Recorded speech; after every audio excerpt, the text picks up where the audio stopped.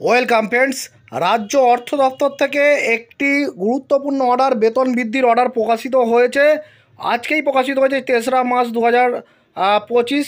কাদের এই বেতন বাড়ছে, কত করে বাড়ছে, অবশ্যই জানতে ভিডিওটি দেখুন। চ্যানেল তোমরা সাবস্ক্রাইব করুন। দেখুন, government of West Bengal finance ডিপার্টমেন্টের অডিট বান্স থেকে প্রকাশিত হয়েছে। এই ডেট দেখুন, 3রা মার্চ 2025। আজকেই বিজ্ঞপ্তিটি প্রকাশিত হয়েছে।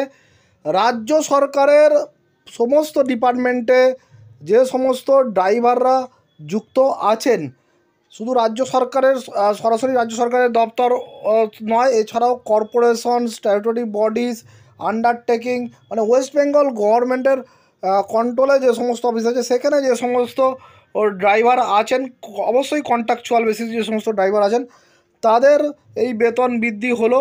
এই যে এখানে কি বলছে দেখুন, the question of revision of remuneration of driver engage directly in government establishment including boards, corporation, statutory bodies and undertaking against sanction post on contractual basis.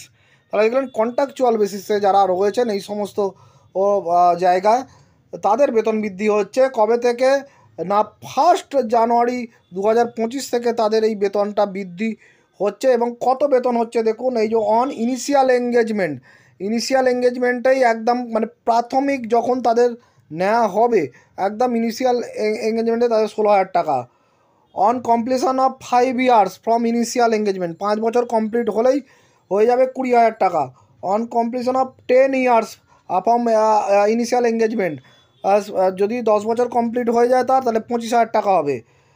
On completion of 15 years, 15 বছর কমপ্লিট হলে 31,000 টাকা হবে। On completion of 20 years, 20 বছর চাকরি হয়ে গেলে 38,000 টাকা পাবেন। কিন্তু শুরুতেই যখনই তারা নিযুক্ত হবেন, তাদের দিতে হবে 16,000 টাকা, তাদেরকে বেতন কিন্তু দিতে হবে। সেরকমই পরিষ্কার অর্ডারে বলছে। এছাড়াও যেটা বলা হচ্ছে যে 60 বছর পর্যন্ত কিন্তু তারা কাজ করবেন। এই যে this will be applicable for driver till attending the age of 60 years subject to renewal of the engagement. তাহলে দেখলেন, 60 বছর পর্যন্ত তারা চাকরি করতে পারবেন। অবশ্যই সেটাকে রিনিউয়াল করতে হবে তাদের এঙ্গেজমেন্টটাকে।